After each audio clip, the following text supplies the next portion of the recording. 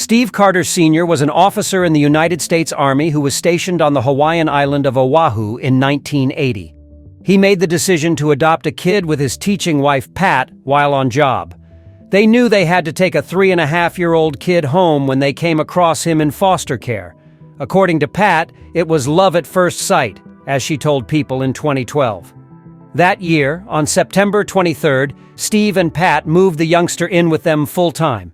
Tenzin Amiya was the little man's name, and he had spent the previous 3 years in the state's custody, according to Hawaii authorities.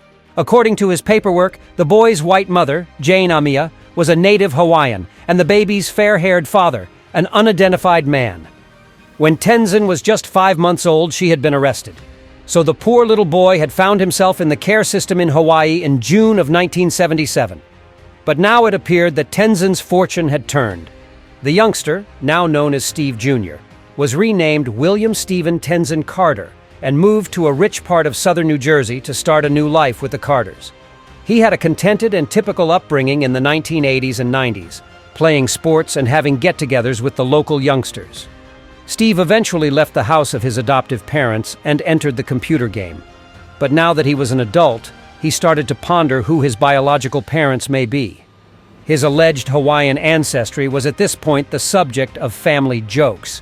He does not strike one as being of Polynesian extraction, Steve Sr. told the South Jersey local newspaper, describing his fair skin, blue eyes, and blonde hair. In fact, when Steve Jr. received a DNA testing kit as a Christmas present, his interest was really stirred. His startling results showed that, as it turned out, he was actually descended from the Scandinavians. Still, even though the mystery had grown, it appeared that Steve's origins would always remain a secret. However, one day he came over an intriguing news article that piqued his curiosity once more about his background. And story about Carlina White, an African-American lady who was abducted as a newborn from a hospital in Harlem, New York City, caught Steve's attention in 2011.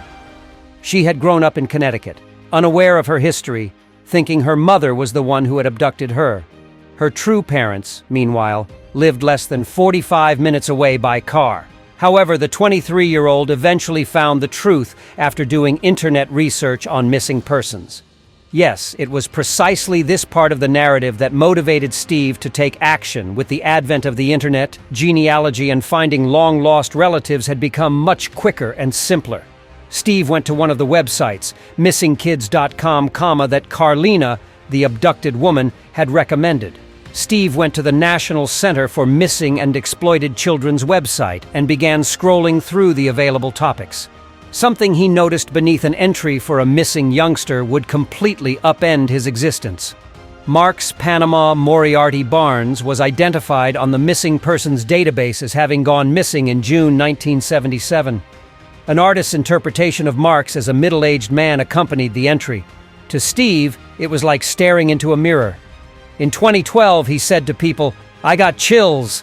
I thought, holy crap, that's me." Steve was so astonished that he gave his DNA sample to the authorities and called them. After a grueling 8 months, the findings were finally received. They demonstrated, somewhat astonishingly, that Steve and Marks were the same individual.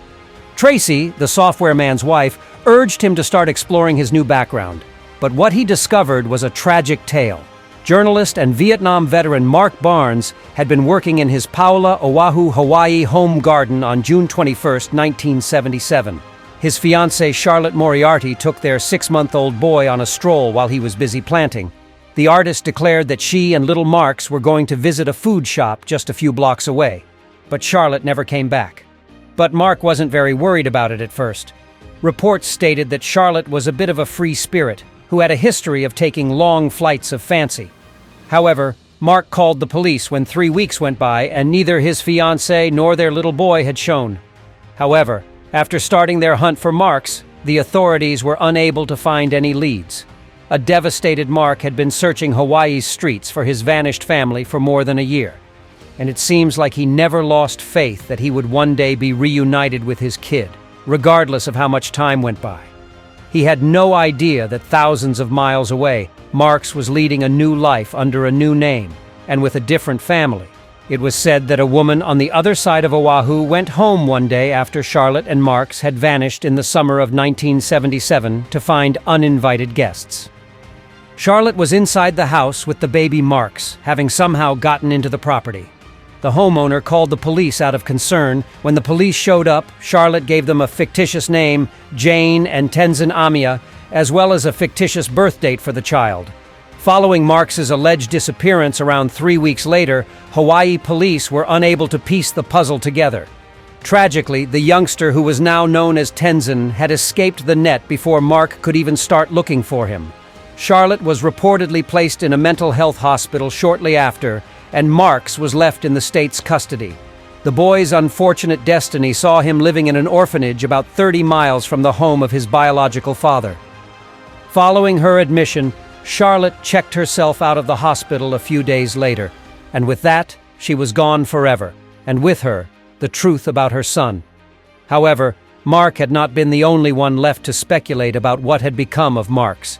His 8-year-old half-sister, Jennifer, was as determined to know the truth. Indeed, the resolute woman convinced the Hawaii authorities to reopen the case in 2001. Steve learned about his hidden origins because they had commissioned an artist to create a drawing of what Marks would look like as an adult. After more than 30 years, the truth was eventually discovered, but Steve took his time getting in touch with his family. He acknowledged his fear to People magazine. However, he ultimately called Jennifer after months of waiting, and eventually he also communicated with his biological father, who by then had returned to his home state of California. All I could say was, "Wow, oh wow, wow," Mark recounted after Steve Jr. had told Ma and Pa Carter about Marks, Tenzin, and himself. It had been a challenging voyage for them back in New Jersey. Pat said to People, "On an emotional level, I felt like we'd taken someone else's child." However, the pair seemed to have accepted the circumstances over time. "It's taken a while for us to get used to the idea that we have to share him, but I'm sure it's going to be wonderful," Steve's mother said in a 2012 interview with the chat show The View. In 2012, Mark, Jennifer, and the Carter family had not been together in person, but a reunion seemed inevitable. Even though the process had been emotionally taxing for everyone involved, the Carters are grateful for one thing. They realize that their narrative has the potential to inspire hope in other families who have lost a loved one. In the meantime, Mark and Jennifer are more in contact with their long-lost family than they ever imagined, because to Steve's inquisitiveness and the internet.